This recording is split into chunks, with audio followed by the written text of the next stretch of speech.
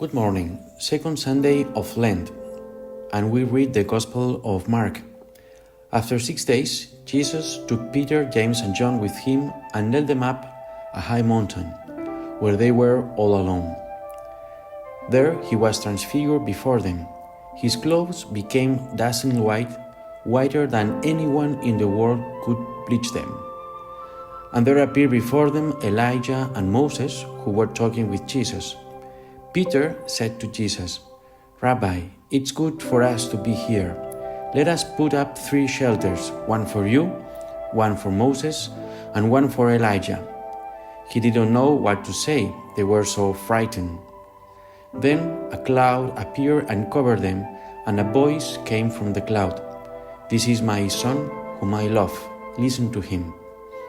Suddenly, when they looked around, they no longer saw anyone with them except Jesus. As they were coming down the mountain, Jesus gave them orders not to tell anyone what they had seen until the Son of Man had risen from the dead. They kept the matter to themselves, discussing what rising from the dead meant. The days of the Passion were drawing near, and Jesus not only had to prepare his own soul for the act of surrendering his life, but he also wanted to prepare his disciples to face such a trial. He had already made very clear to them at Caesarea of Philippi that they were going down to Jerusalem and that there he was going to die. But he felt that he could do something else to strengthen the fragile faith of his apostles. To know the bad news beforehand was not enough. So he takes the 3 most trusted ones up to the mountain and shows them his glorious, which is risen, body, even before he had died.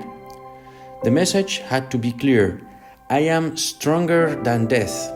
You will see me dead, but I will overcome death." Remember this moment. Not only you know beforehand the bad news, but you have experienced beforehand my victory over those bad news. When in 1883 the Catalan architect Antonio Gaudí took over the construction of the Sagrada Familia in Barcelona, he planned to design a series of facades based on the different stages of Jesus' life. In each of these facades, the stained glass windows are of a different color. For example, the Passion facade has stained glass windows in reddish colors, since red symbolizes the blood of the Passion. At sunset, when the sun illuminates that facade, the rays of light pass through the reddish stained glass window, and the interior of the basilica is tinged with red. The light from the outside illuminates and gives color to what is inside and makes the same reality look suddenly all different. Something similar happens with the Transfiguration event. Jesus shows James, Peter, and John his appearance in heaven, in eternity. The external light of eternity, of definitive victory, comes to illuminate the temporal reality of the apostles. This happens according to the tradition on Mount Tabor, a most seaside in the Holy Land. It's a mountain that rises 300 meters above a plain in the middle of Galilee. Although its name does not appear in the Gospel, tradition immediately identified Tabor with the place of the Lord's Transfiguration. Archaeological exploration has revealed the existence of a 4th century sanctuary, which some ancient testimonies attribute to St. Helena, built on the remains of a Canaanite worship temple. Let's see first a theological meaning of this event. Christ was already on his way down to Jerusalem from Galilee, and he knew that it was his last journey, that in Jerusalem he was going to die crucified. Foreseeing the emotional shock that it would be for his 12 apostles to see him totally destroyed on the wood of the cross, Jesus takes 3 of them up the mountain and transfigured before them. What's transfiguration? It's opening a window to the future. Jesus showed them his glorious body, victorious over death. He wanted to show them his glory to strengthen their faith in the face of the trial they were about to go through. However, this experience did not bear the expected fruit. Peter denied his master 3 times, and John and James fled in terror in Gethsemane when the temple soldiers seized Jesus. Having experienced this moment of glory was not a guarantee for those men to pass the test on Good Friday.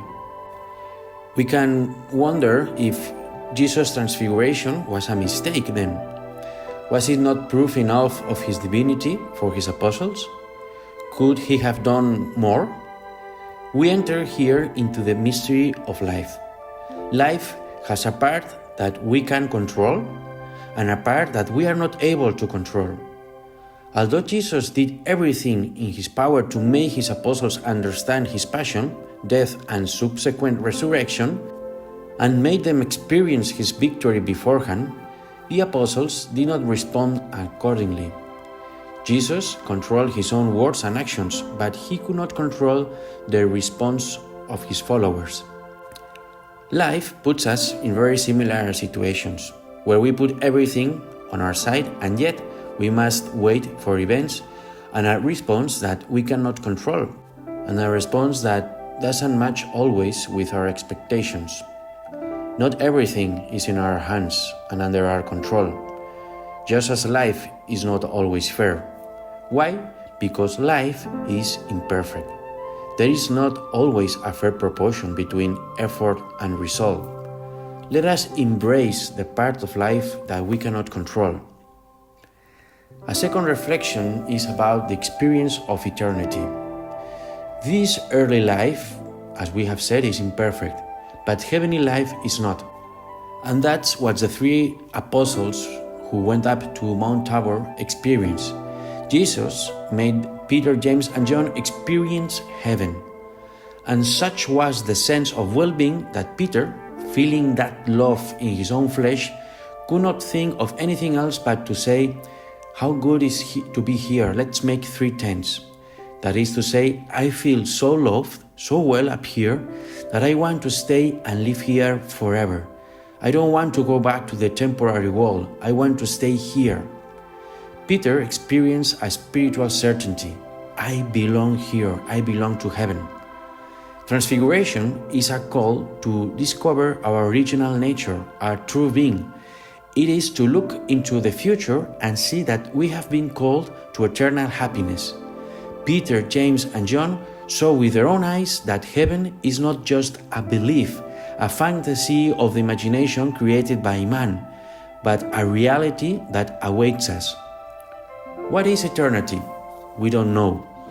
Any more than a man born blind can know what a Van Gogh painting of sunflowers is or a rainbow. He has no experience to which he can relate. So we do for heaven. We really have very little to relate and to understand it. Eternity certainly will not be an endless prolongation of our earthly condition as we know it now. Who can resist living an eternity with worries, anxieties, illnesses, pains, and so forth? Eternity is not simply immortality. Eternity is something totally different. The only thing we know is what Peter experienced, how good is to be here, and his desire to prolong this sensation as long as possible. We also know that our body will be eternal.